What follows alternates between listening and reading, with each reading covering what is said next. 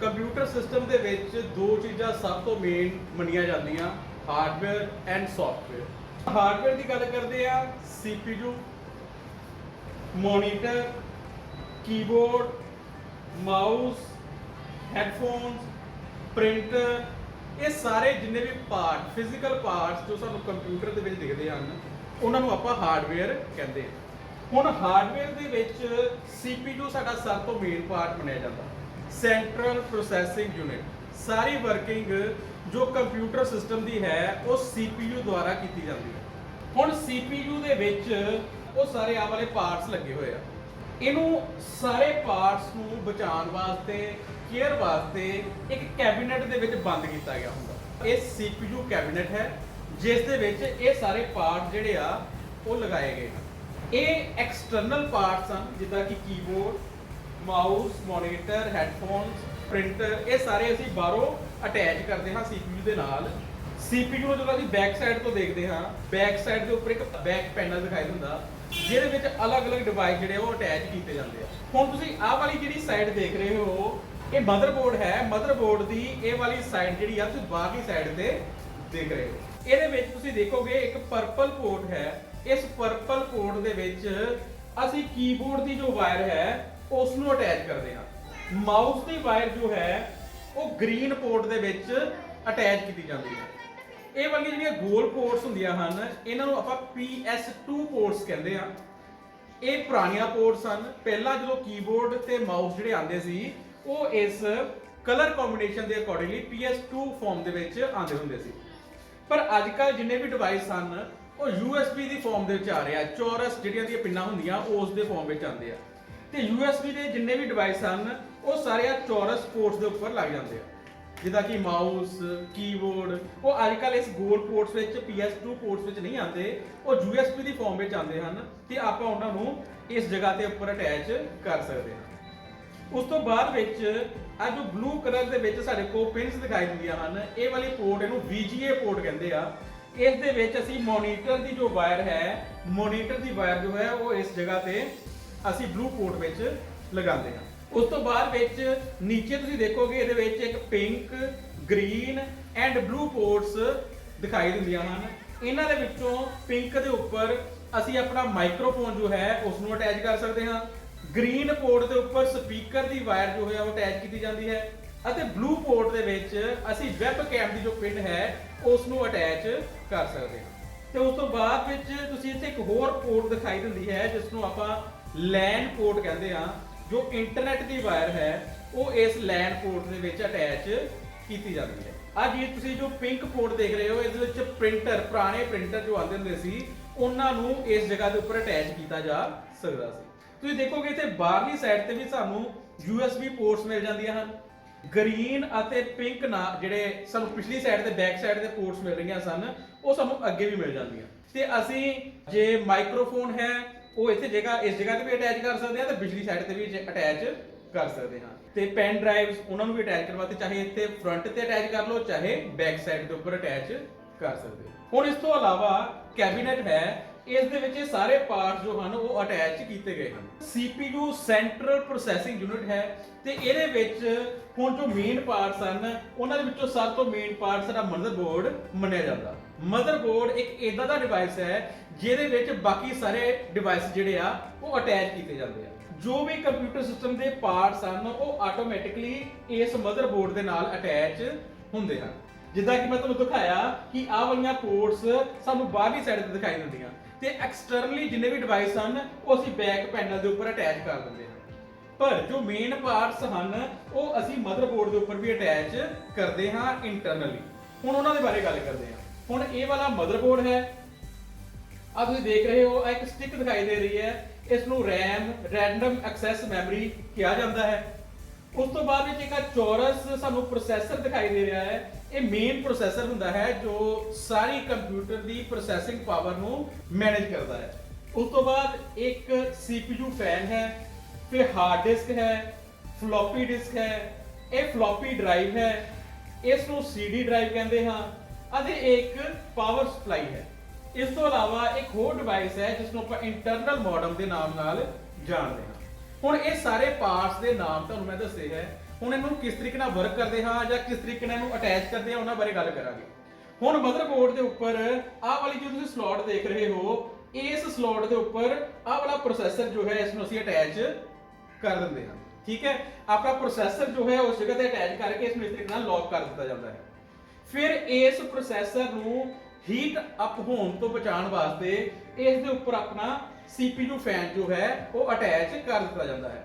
ਤੇ ਜਦੋਂ ਅਸੀਂ ਕੰਪਿਊਟਰ ਨੂੰ ਔਨ ਕਰਦੇ ਹਾਂ ਤੇ ਇਹ ਫੈਨ ਜਿਹੜਾ ਹੈ ਚੱਲਣਾ ਸ਼ੁਰੂ ਹੋ ਜਾਂਦਾ ਹੈ ਤੇ ਜਿਸ ਦੇ ਨਾਲ ਇਹ ਪ੍ਰੋਸੈਸਰ ਜੋ ਹੈ ਉਹ ਗਰਮ ਨਹੀਂ ਹੁੰਦਾ। ਠੀਕ ਹੈ, ਲਗਾਤਾਰ ਇਹ ਚੱਲ ਕੇ ਇਸ ਨੂੰ ਠੰਡਾ ਰੱਖਦਾ ਹੈ। ਉਸ ਤੋਂ ਬਾਅਦ ਵਿੱਚ ਆ ਜੋ ਸਾਡੀ RAM ਸਟਿਕ ਹੈ ਉਹਦੇ ਵਾਸਤੇ ਸਾਨੂੰ ਆ ਦੋ ਸਲੋਟਸ ਦਿੱਤੀਆਂ ਹਨ। ਆ ਇੱਥੇ ਕੱਟ ਲੱਗਾ ਹੋਇਆ ਹੈ, ਇੱਥੇ ਵੀ ਕੱਟ ਲੱਗਾ ਹੋਇਆ ਹੈ। ਅਸੀਂ ਇਸ RAM ਨੂੰ ਇਸ ਤਰੀਕੇ ਨਾਲ ਇਹਦੇ ਵਿੱਚ ਅਟੈਚ ਕਰਕੇ ਆ ਸਾਈਡਾਂ ਤੋਂ ਇਹਨੂੰ ਲੌਕ ਕਰ ਦਿੰਦੇ ਹਾਂ। ਹੁਣ ਇਸ ਮਦਰਬੋਰਡ ਦੇ ਵਿੱਚ ਦੋ RAM ਲਗਾਉਣ ਜੋਗੀ ਜਗ੍ਹਾ ਜੋ ਸਾਨੂੰ ਹੈ ਉਹ ਮਿਲ ਜਾਂਦੀ ਹੈ। ਅਸੀਂ ਦੋ ਅਲੱਗ-ਅਲੱਗ RAM ਦੀਆਂ ਸਟਿਕਸ ਜੋ ਹਨ ਉਹ ਇੱਥੇ ਅਟੈਚ ਕਰ ਸਕਦੇ ਹਾਂ। ਉਸ ਤੋਂ ਬਾਅਦ ਵਿੱਚ ਇਹ ਹਾਰਡ ਡਿਸਕ ਹੈ। ਹੁਣ ਹਾਰਡ ਡਿਸਕ ਦੇ ਵਿੱਚ ਇੱਥੇ ਸਾਨੂੰ ਨੀਚੇ ਦੋ ਪੋਰਟਸ ਮਿਲ ਜਾਂਦੀਆਂ ਹਨ, ਇੱਕ ਪਾਵਰ ਪੋਰਟ ਹੁੰਦੀ ਹੈ ਤੇ ਇੱਕ ਡਾਟਾ ਪੋਰਟ ਹੁੰਦੀ ਹੈ। ਇਹਦੀ ਇੱਕ ਪੋਰਟ ਜੋ ਹੈ ਉਹ ਇਸ ਜਗ੍ਹਾ ਤੇ ਅਟੈਚ ਕਰ ਦਿੱਤੀ ਜਾਂਦੀ ਹੈ ਤੇ ਦੂਸਰੀ ਜੋ ਹੈ ਉਹ ਪਾਵਰ ਸਪਲਾਈ ਦੇ ਨਾਲ ਅਟੈਚ ਕਰ ਦਿੱਤੀ ਜਾਂਦੀ ਹੈ। ਤੇ ਇਸ ਪਾਵਰ ਸਪਲਾਈ ਨਾਲ ਇਸ ਹਾਰਡ ਡਿਸਕ ਨੂੰ ਜੋ ਪਾਵਰ ਮਿਲਦੀ ਹੈ ਤੇ ਇਹਦੇ ਨਾਲ ਮਦਰਬੋਰਡ ਜੋ ਦੂਸਰੀ ਵਾਇਰ ਹੈ ਉਸ ਦੇ ਨਾਲ ਮਦਰਬੋਰਡ ਨਾਲ ਹਾਰਡ ਡਿਸਕ ਜੋ ਹੈ ਉਹ ਅਟੈਚ ਕਰ ਦਿੱਤੀ ਜਾਂਦੀ ਹੈ। ਇਸੇ ਤਰੀਕੇ ਨਾਲ ਜੋ CD ਡਰਾਈਵ ਹੈ ਉਸ ਨੂੰ ਵੀ ਇੱਕ ਵਾਇਰ ਦੇ ਨਾਲ ਇਸ ਜਗ੍ਹਾ ਤੇ ਅਟੈਚ ਕੀਤਾ ਜਾ ਸਕਦਾ ਹੈ ਤੇ ਦੂਸਰੀ ਜੋ ਹੈ ਪਾਵਰ ਸਪਲਾਈ ਦੇ ਨਾਲ ਅਟੈਚ ਕਰ ਦਿੱਤਾ ਜਾਂਦਾ ਹੈ। ਇਦਾਂ ਹੀ ਫਲੋਪੀ ਡਰਾਈਵ ਜੋ ਹੈ ਉਸ ਦੇ ਵਿੱਚ ਵੀ ਦੋ ਪੋਰਟ ਹੁੰਦੀਆਂ ਹਨ, ਇੱਕ ਜੋ ਪਾਵਰ ਸਪਲਾਈ ਦੇ ਨਾਲ ਤੇ ਦੂਸਰੀ ਮਦਰਬੋਰਡ ਦੇ ਵਿੱਚ ਅਟੈਚ ਕਰ ਦਿੱਤੀ ਜਾਂਦੀ ਹੈ।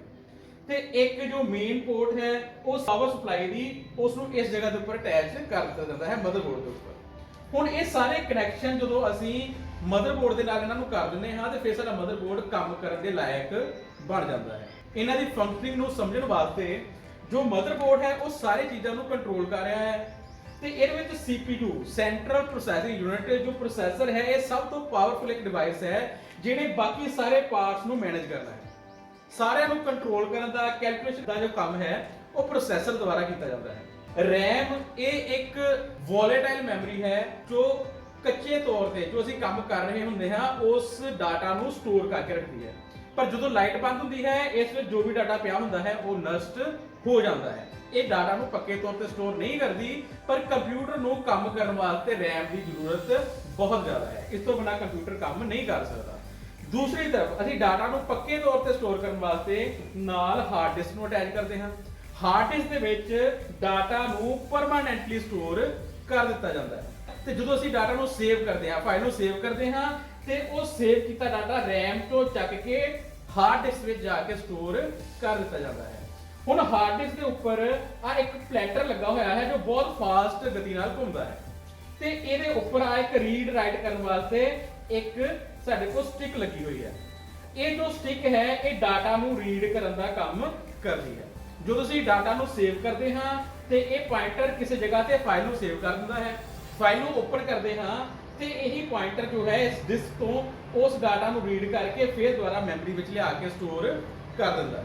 CD ਡਰਾਈਵ ਦੇ ਵਿੱਚ ਜਦੋਂ ਅਸੀਂ ਕੋਈ CD ਪਾਉਂਦੇ ਹਾਂ ਤਾਂ ਇਸ ਜਗ੍ਹਾ ਤੇ ਜਾ ਕੇ ਸਟੋਰ ਹੁੰਦੀ ਹੈ ਤਾਂ ਕਿ ਆਪਾਂ ਐਕਸਟਰਨਲ CD ਜਾਂ DVD ਆਪਣੇ ਹੁਣ ਇੱਥੇ ਆਪਾਂ ਮੰਨ ਲਓ ਆਹ ਸਾਡੀ CD ਡਰਾਈਵ ਲੱਗੀ ਹੋਈ ਆ, ਮੈਂ ਇਹਨੂੰ ਬਟਨ ਪ੍ਰੈਸ ਕਰਾਂਗਾ ਤੇ ਇਹ CD ਡਰਾਈਵ ਬਾਹਰ ਆ ਜਾਂਦੀ ਹੈ। ਇਹ ਤੋਂ ਬਾਹਰ ਆਉਂਦੀ ਹੈ ਤੇ ਇਹਦੇ ਵਿੱਚ ਆਪਾਂ ਇੱਥੇ CD ਰੱਖ ਦਿੰਦੇ ਹਾਂ ਤੇ CD ਦੁਆਰਾ ਜਦੋਂ ਅੰਦਰ ਜਾਂਦੀ ਹੈ ਇਸ ਜਗ੍ਹਾ ਤੇ ਜਾ ਕੇ ਫਿਕਸ ਹੋ ਜਾਂਦੀ ਹੈ ਤੇ ਫਿਰ ਆ ਇਹਦੇ ਵਿੱਚ ਲੇਜ਼ਰ ਲੱਗੀ ਹੁੰਦੀ ਹੈ। ਇਸ ਲੇਜ਼ਰ ਦੇ ਨਾਲ ਉਹ CD ਤੋਂ ਡਾਟਾ ਜੋ ਹੈ ਉਹ ਰੀਡ ਕਰਕੇ ਸਾਨੂੰ ਮੋਨੀਟਰ ਦੇ ਉੱਪਰ ਡਿਸਪਲੇ ਕਰਦਾ ਹੈ। ਇਸੇ ਤਰੀਕੇ ਨਾਲ ਫਲੋਪੀ ਡਰਾਈਵ ਵੀ ਹੁੰਦੀ ਆ। ਫਲੋਪੀ ਡਰਾਈਵ ਦੇ ਵਿੱਚ ਆਪਾਂ ਇਹ ਫਲੋਪੀ ਡਿਸਕ ਨੂੰ ਪਾਉਂਦੇ ਹਾਂ। ਇਹ ਪਹਿਲਾ ਡਾਟਾ ਨੂੰ ਸਟੋਰ ਕਰਨ ਵਾਸਤੇ ਫਲੋਪੀਆਂ ਯੂਜ਼ ਕੀਤੇ ਜਾਂਦੇ ਹੁੰਦੇ ਸੀ। ਫਲੋਪੀ ਦੇ ਵਿੱਚ ਡਾਟਾ ਨੂੰ ਸਟੋਰ ਕਰਨ ਵਾਸਤੇ ਕੰਪਿਊਟਰ ਦੇ ਵਿੱਚ ਫਲੋਪੀ ਡਰਾਈਵ ਲਗਾਈ ਜਾਂਦੀ ਸੀ ਤੇ ਇਸ ਫਲੋਪੀ ਨੂੰ ਆਪਾਂ ਇਹਦੇ ਵਿੱਚ ਇਨਸਰਟ ਕਰ ਦਿੰਦੇ ਹੁੰਦੇ ਸੀਗੇ ਤੇ ਇਹਦੇ ਵਿੱਚ ਵੀ ਆ ਇੱਥੇ ਰੀਡ ਰਾਈਟ ਪੁਆਇੰਟਰ ਲੱਗਾ ਹੁੰਦਾ ਸੀ, ਇਹ ਘੁੰਮਦੀ ਹੁੰਦੀ ਸੀਗੀ ਤੇ ਆਹ ਵਾਲਾ ਪੁਆਇੰਟਰ ਜੀ ਸੀਗਾ ਇਸ ਫਲੋਪੀ ਦੇ ਵਿੱਚੋਂ ਡਾਟਾ ਨੂੰ ਰੀਡ ਕਰਕੇ ਸਾਡੇ ਤੱਕ ਪਹੁੰਚਾਉਂਦਾ ਹੁੰਦਾ। ਇਹ ਸਾਰੇ ਪਾਰਟਸ ਤੋਂ ਇਲਾਵਾ ਇੱਕ ਸਾਡੇ ਕੋਲ ਇੰਟਰਨਲ ਮੋਡਮ ਦਾ ਇੱਕ ਕਾਰਡ ਹੈ। ਹੁਣ ਤੁਸੀਂ ਦੇਖੋਗੇ ਇੱਥੇ ਤੁਹਾਨੂੰ ਕੁਝ ਸਲੋਟਸ ਮਿਲ ਜਾਂਦੀਆਂ। ਇਹਨਾਂ ਸਲੋਟਸ ਦੇ ਵਿੱਚ ਆਪਾਂ ਅਲੱਗ-ਅਲੱਗ ਤਰ੍ਹਾਂ ਦੇ ਐਡ ਔਨ ਕਾਰਡ ਜੋ ਹਨ ਉਹ ਇੰਸਟਾਲ ਕਰ ਸਕਦੇ ਹਾਂ। ਇੱਕ ਕੰਪਿਊਟਰ ਸਿਸਟਮ ਬਹੁਤ ਸਾਰੇ ਕੰਮ ਕਰ ਸਕਦਾ ਹੈ, ਪਰ ਅਸੀਂ ਲੋੜ ਦੇ ਅਨੁਸਾਰ ਇਹਦੀ ਫੰਕਸ਼ਨੈਲਿਟੀ ਨੂੰ ਵਧਾ ਵੀ ਸਕਦੇ ਹਾਂ ਅਤੇ ਘਟਾ ਵੀ ਸਕਦੇ ਹਾਂ। ਮੰਨ ਲਓ ਕਿਸੇ ਨੇ ਵੀਡੀਓ ਐਡੀਟਿੰਗ ਦਾ ਕੰਮ ਕਰਨਾ ਹੈ ਜਾਂ ਬਹੁਤ ਹਾਈ ਐਂਡ ਗੇਮਿੰਗ ਕਰਨੀ ਹੈ, ਤੇ ਉਹ ਇਸ ਕੰਪਿਊਟਰ ਸਿਸਟਮ ਦੇ ਵਿੱਚ ਇਹਨਾਂ ਪਾਰਟਸ ਦੇ ਨਾਲ ਨਹੀਂ ਕਰ ਸਕਦਾ। ਉਸ ਨੂੰ ਇੱਕ ਐਕਸਟਰਾ ਕਾਰਡ, ਜਿਹਨੂੰ ਆਪਾਂ ਗ੍ਰਾਫਿਕਸ ਕਾਰਡ ਕਹਿੰਦੇ ਹਾਂ, ਉਹ ਅਟੈਚ ਕਰਨਾ ਪਊਗਾ। 2000 ਦਾ 4000 ਦਾ ਜਿਹੜਾ ਹੈ ਇੱਕ ਗ੍ਰਾਫਿਕ ਕਾਰਡ ਖਰੀਦਿਆ ਜਾ ਸਕਦਾ ਹੈ, ਤੇ ਉਹਨੂੰ ਅਸੀਂ ਆਪਣੇ ਮਦਰਬੋਰਡ ਵਿੱਚ ਇਸ ਜਗ੍ਹਾ ਵਿੱਚ ਅਟੈਚ ਕਰ ਦੇਵਾਂਗੇ, ਤੇ ਉਹ ਹੀ ਕੰਪਿਊਟਰ ਉਹ ਜੋ ਹੈ ਉਹ ਗੇਮਿੰਗ ਦਾ ਵੀ ਕੰਮ ਬਹੁਤ ਵਧੀਆ ਤਰੀਕੇ ਨਾਲ ਕਰ ਲਵੇਗਾ। ਇਸੇ ਤਰੀਕੇ ਨਾਲ ਇਹ ਪਹਿਲਾ ਮੋਡਮ ਜੋ ਹੁੰਦੇ ਸੀ, ਅੱਜ ਕੱਲ੍ਹ ਐਕਸਟਰਨਲ ਮੋਡਮ ਸਾਨੂੰ ਮਿਲ ਜਾਂਦੇ ਹਨ, ਪਰ ਪੁਰਾਣੇ ਜੋ ਕੰਪਿਊਟਰ ਸੀ ਉਹਨਾਂ ਦੇ ਵਿੱਚ ਸਾਨੂੰ ਇਹ ਇੰਟਰਨਲ ਮੋਡਮ ਲਗਾਉਣਾ ਪੈਂਦਾ ਸੀ।